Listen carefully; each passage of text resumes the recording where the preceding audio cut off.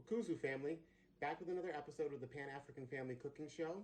Today I want to talk about a fruit, one single food component that boasts health benefits that include vitamins A, C, E, K, iron, potassium, beta-systirol, calcium, magnesium, niacin, riboflavin, and the list goes on and on. The B vitamins, Bs 1, 2, 3, and 6, all in one food ingredient, and that's avocados. Or as the people in the West Indian, Caribbean people refer to them as pears, especially in Jamaica.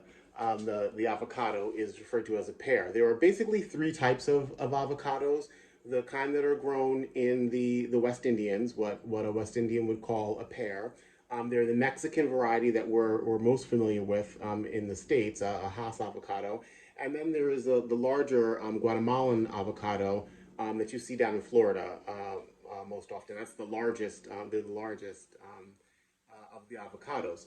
But like I mentioned, avocados have so many health benefits. In particular, the benefits to your cholesterol. It is associated with the reduction of bad cholesterol and the stimulation of good cholesterol, as well as potassium, which is an important, especially for the African American community, given the high rates of heart disease and hypertension. Consuming more potassium actually counters the hypertensive effects of things like sodium. Often people will go on low sodium diets, which, of course, if your doctors put you on one, you should do your best to follow. But one of the things in helping to avoid needing them, or if you do have hypertension, increasing your potassium has a counter effect to sodium. So if you have very, very salty dishes, you want to make sure that you consume lots of bananas and avocados and other heart healthy foods that are high in potassium. We're going to make today's avocado dishes, and we're going to do four different riffs on the dish.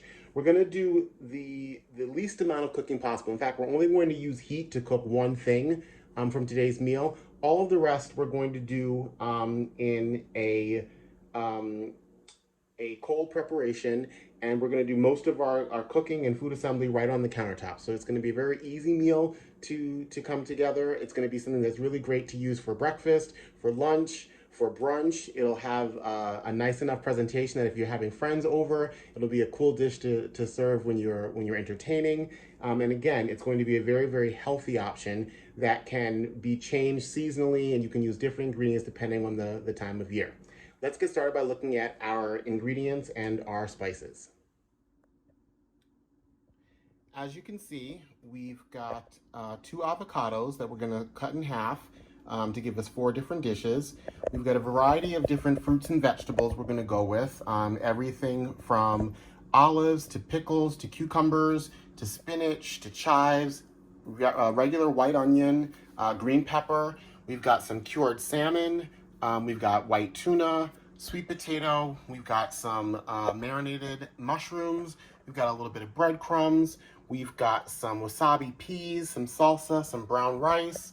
We've got artichoke hearts. We've got red pepper that's been fire roasted. We've got heirloom cherry tomatoes. And we've got some black beans as well as some lemon and lime. We've got hot sauce. We're actually going to work with three different chili components. Ghost peppers, cayenne pepper, and regular chili peppers to give spice to a couple of our different dishes. We've got some nutmeg, some black salt, black pepper, garlic, and a little bit of cilantro. Let's get started with cooking. To get started, we're going to go ahead and slice our avocado in half. Again, we've got two ripe. They're sort of firm to the touch. You don't want them to be too soft and mushy because we want them to hold up to all the components that we're looking for. It's best to get them a little bit hard at the grocery store or the market and let them sit in a dark room temperature like your cabinet for a day, maybe two, to let them ripen up but not go too far. And then just cut them with a very sharp knife down the center. Basically let your knife hit the pit and go all the way around the circumference of the avocado and back, and then give it a twist, and it should come apart. And then to get the pit out, you just need to tap it and rock. Sometimes it won't come out the first time. There we go. Now, the first thing we need to do is get our avocados seasoned. So we're going to use the seasoning that goes with all of the different types of dishes, and then we'll specialize from there. We're going to use a little bit of garlic powder on all of the avocados. But before we do that, we're going to add just a squeeze of lemon juice to add some acid, and we want that for each of our avocado dishes. So we're just going to squeeze this half a lemon across each one. That will also keep the avocado from turning, brown while we're working with it. An avocado is not especially perishable, but it doesn't keep its nice bright coloring, and it does tend to turn a little bit brown. If you've ever had guacamole, almost as soon as it's exposed to the air. It doesn't harm the avocado, doesn't change the taste or any of its vitamin or health benefits. It just affects the presentation. Lemon juice helps to slow that process. So we'll go ahead and we will add a little bit of garlic powder and a little bit of black pepper.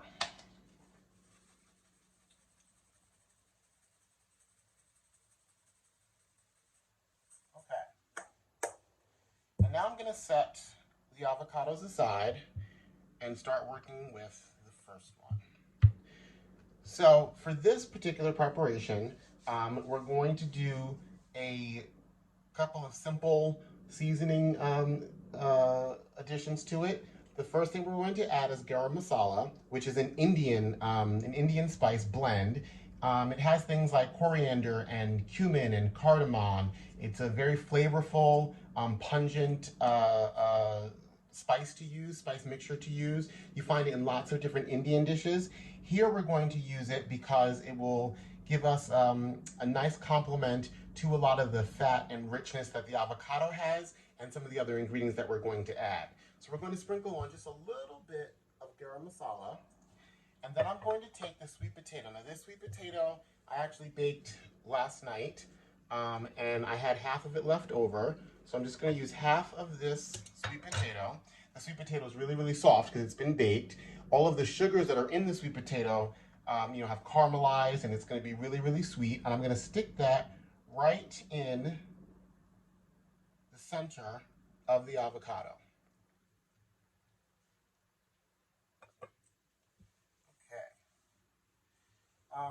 From there, I'm going to add a little bit of salt in the form of black salt. We've always got to season our food. After adding the black salt, I want to add a little bit of artichoke. So I'm going to take an artichoke heart, and I'm going to chop it pretty thinly.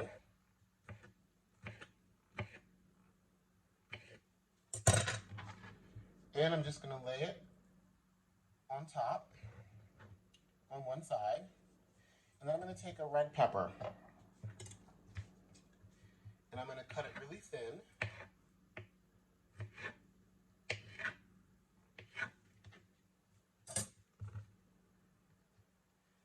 And I'm going to lay it across. And then lastly, I've got some breadcrumbs. Actually, these are croutons that I'm going to just go ahead and give a little crush to. Crush them down just a little bit, and then sprinkle them on the top. The reason I want to add the breadcrumbs, one is because they have a little bit of seasoning to them as well, but also because we've got a lot of soft components. We've got the avocado, we've got the sweet potato, and we've got the red peppers, all of which are sort of a soft and squishy consistency. Without a little bit of crunch, we could run into the possibility of this coming across like a baby food dish as opposed to something for adults to eat. So adding a little bit of crunch gives us a textural contrast to the dish and allows it to have a better mouthfeel and just another flavor and textural component. So that's the first one. I'm going to go ahead and set that aside. The next dish that we're going to do is going to have a little bit of a Mexican inspiration. So we're going to use some hot Mexican style chili pepper.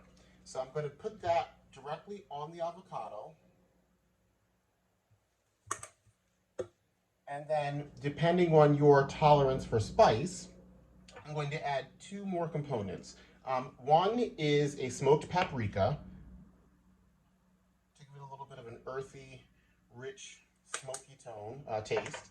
And then I'm going to add a little bit of cayenne red pepper because I want this to be pretty spicy. Now, in the center, I'm going to add a little bit of brown rice. Just a little. Just get it right there in the center. And then I'm going to add some black beans on top of that.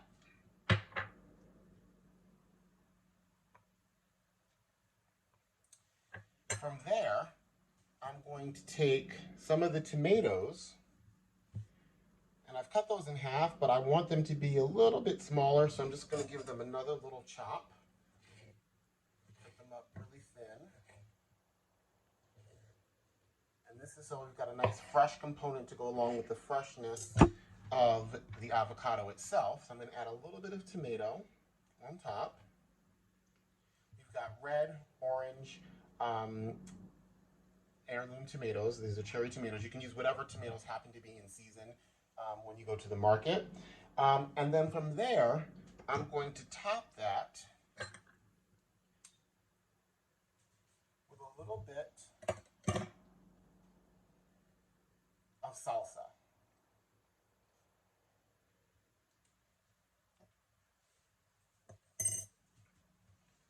You could stop here, like I'm going to, but if you really wanted to, you could take it up a notch and you could add some cheese, but I want for this option to be vegan, so I'm not going to add any cheese to it, but you could also go ahead and add like a Monterey Jack or any kind of cheese that you liked. But that's going to be our Mexican-inspired avocado. Moving on, we're going to do one that is a little more monochromatic. We've done some colorful ones now. We're going to do some ones that are a little bit more monochromatic. This first one is going to be a seafood dish. So we're going to start by putting a little bit of onion, a little bit of the chopped white onion in. And then I'm going to scoop in a healthy chunk of white tuna. You could use any kind of tuna that you had handy. I'm using white because that's what I happen to have. Next, I'm going to add, just going to stuff these in, some diced pickle. For me, whenever I've got tuna fish salad, I love to have either relish, pickle relish, or just pickles themselves. So these are just chopped dill pickle spears. I'm going to add that. And then I'm going to give a little bit of olive with pimento. Pimentos is really just red peppers that have been stuffed into the olives. And then I'm going to dice a little bit of this green pepper.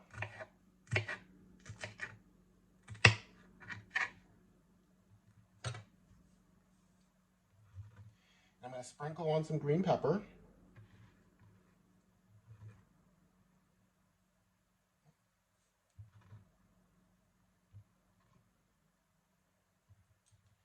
And as you can see, it's not a precise arch.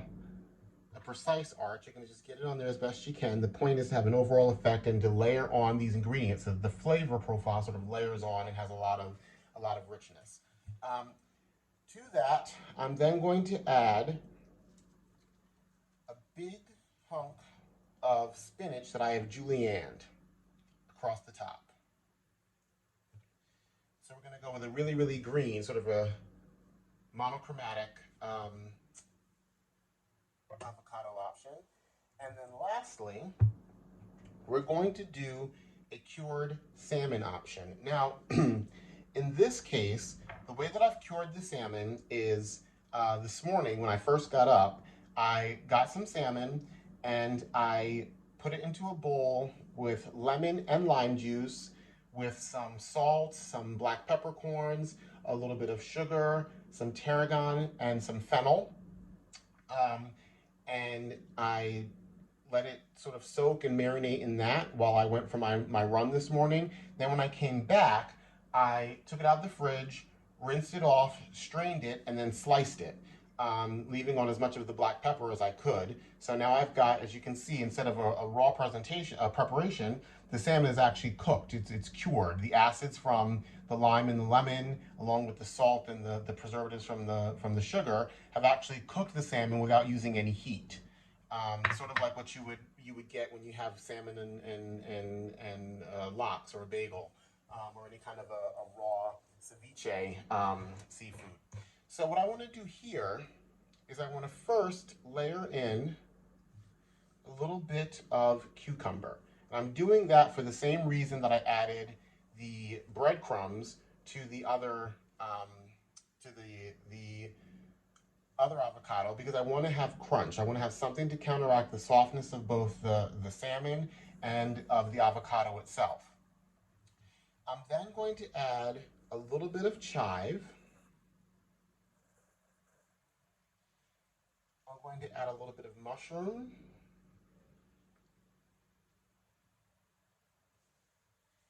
And I'm going to add a little bit of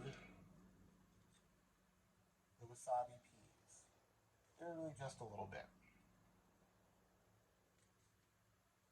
Just place them in. Now you can use as many or as few of these ingredients as you want. You can swap them out. And then I'm going to go ahead and just fold the salmon over the top of that. Just fold it so that it stays on. You're not stuffing the avocado with the salmon, so you can feel free to pile it on as high as you would like.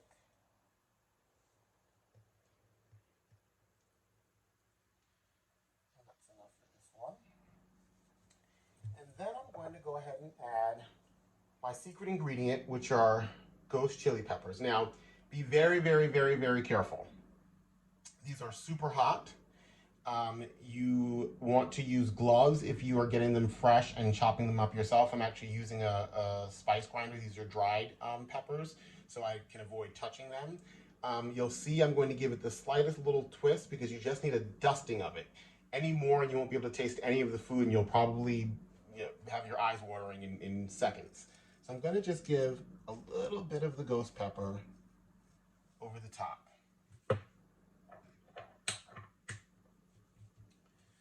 Let's go ahead and plate these up and finish them. Well, as you can see, these plate up pretty nicely. Each one of them is a little bit different. Each one of them tastes a lot different, but you could have any one or two of these together and they would complement one another. I'm probably going to eat all four because I'm really, really hungry. But you could imagine serving these for your friends. If you were having a brunch party, you could use these as hors d'oeuvres or appetizers. You could even use these as a replacement for sort of a do-it-yourself riff on Taco Tuesdays. You could instead have stuffed avocados and provide all of the different fixings that people could choose for themselves and make their own creations. It's another really fun meal option to use with your kids because it's very easy and it's a way to get kids involved in cooking and using an extremely healthy base ingredient in the avocado itself. Thanks for watching our video. If you did, I hope that you'll click like, make sure you subscribe, and tell all of your friends. Wakusu, everyone.